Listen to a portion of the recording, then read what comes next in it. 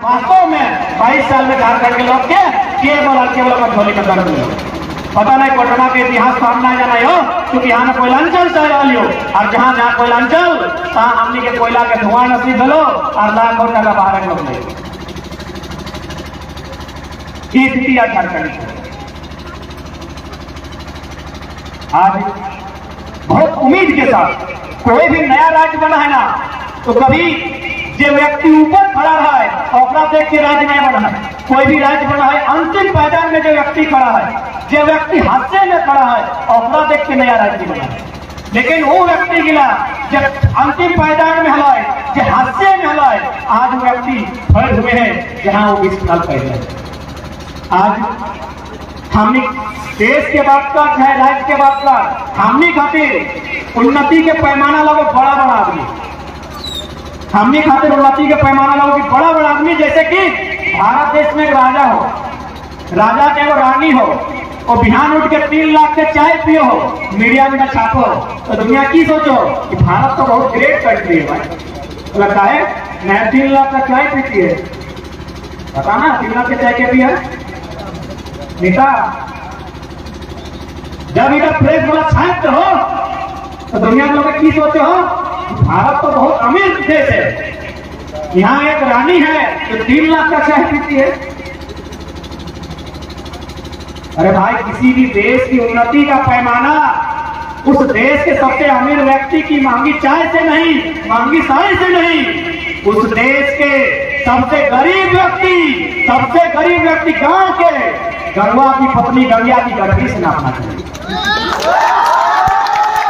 उसकी गठरी में वजन है कि नहीं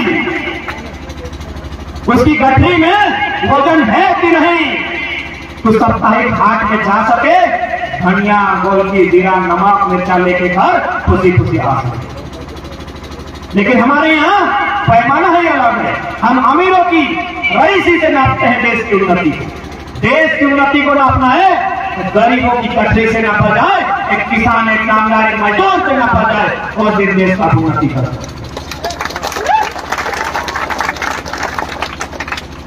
देश के महान क्रांतिकारी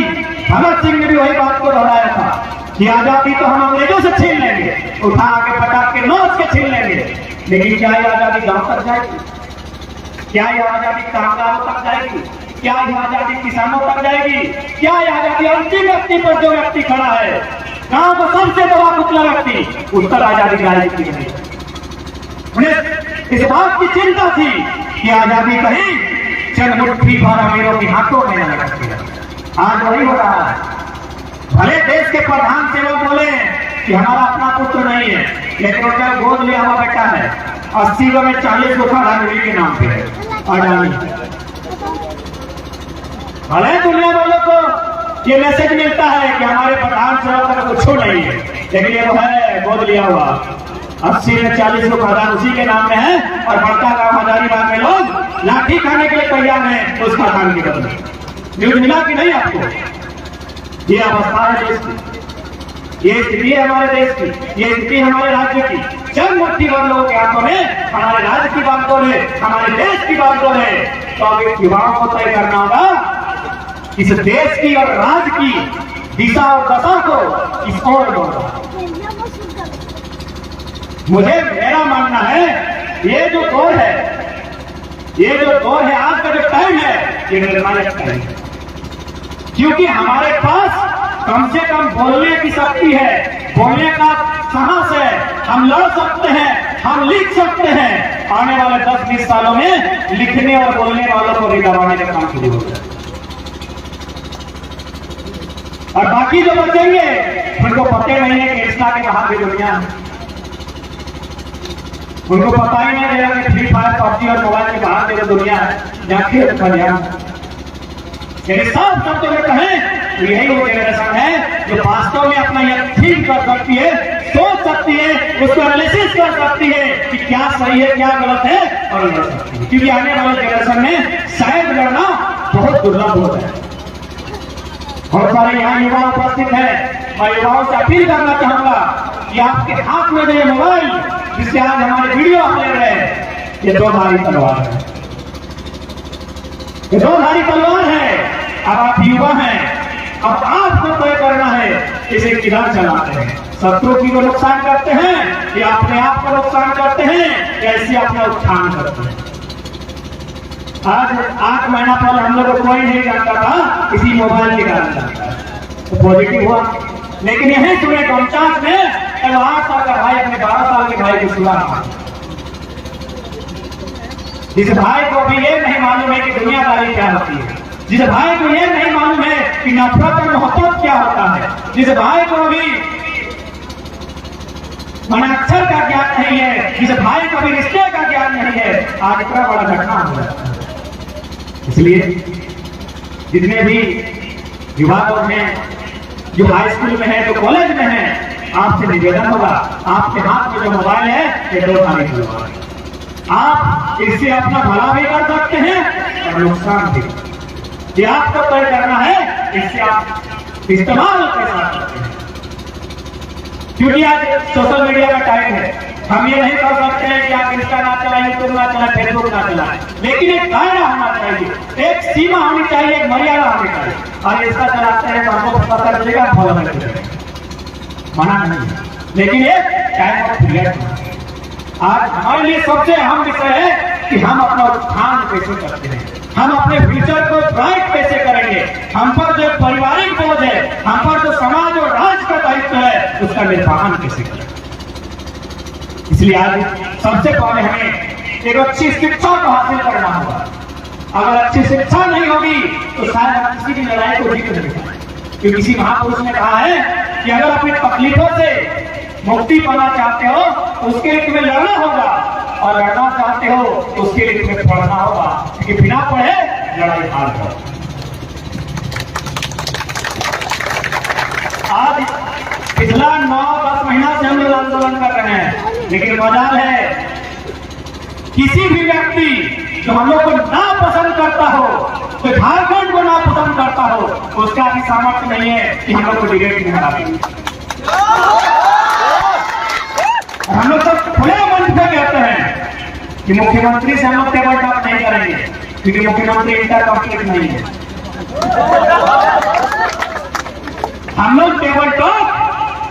झारखंड राज्य के सबसे उच्च अधिकारी, जिसे मुख्य सचिव कहते हैं, चीफ सेक्रेटरी ऑफ स्टेट, उनको बुलाइए टेबल टॉक करें और उनसे कहिए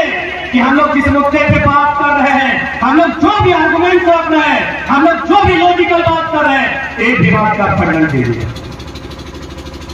एक भी बात का खंडन कीजिए। आज लोग कहते हैं कि 1932 का हथियार गैर संवैधानिक थे, क्योंकि उस समय भारत गुलाम, क्योंकि झारखंड के लोग पढ़ने के लोग हैं, इसीलिए थोड़ा सा घबरा जाते हैं, विचलित हो जाते हैं,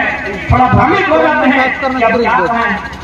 सही तो बोल रहा है, 1932 अंग्रेजों के टाइम का है, सामने उसे कह दिया तो उसे जाके कह दीजिएगा,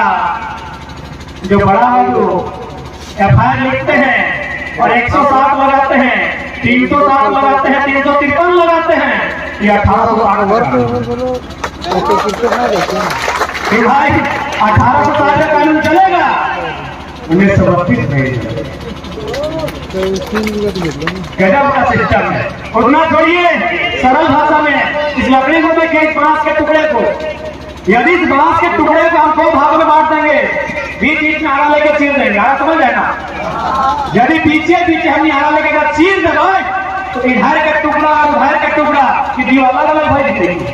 एक रंग रहता है, एक क्वालिटी रहता है, माने एक तौर तरीका रहता है। तो जब बताओ बिहार के 1932 है तो उनमें से नारा लेकर आप किराए की ढाई दे रही है, हमारा 1932 का है। और उतना तो छोड़िए, जब हम बिहार में थे तब हम लोग का जाति आवासीय, अभी भी गोड्डा का वो साथी भेजा 1997 का, उसने स्पष्ट लिखा है यह आवासीय 1932 के खतियान के आधार पर निर्मित किया है। यानी जब हम बिहार में थे तब 32 चलता था, जैसे ही अलग में सब पेट में दर्द मिले, अजीब मामला, गजब का स्थिति है। भारत एक संवैधानिक राज्य है, भारत राज्यों का देश है, लेकिन एक सवाल बनता है ना कि भारत क्यों नहीं?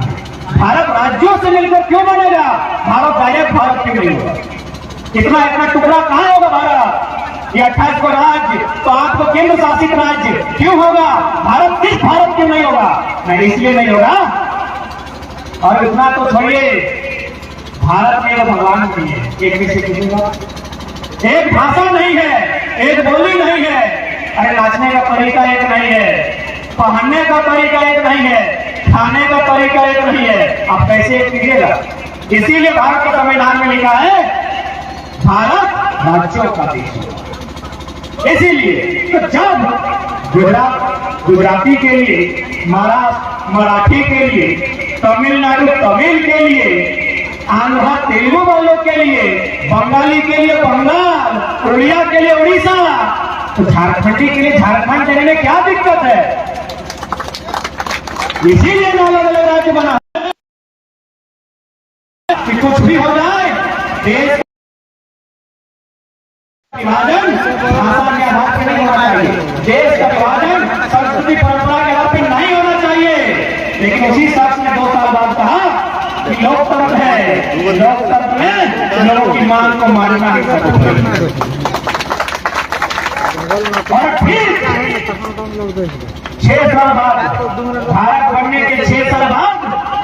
आपस में 2 बड़े बड़े राज्य टकराते हैं, तमिलनाडु और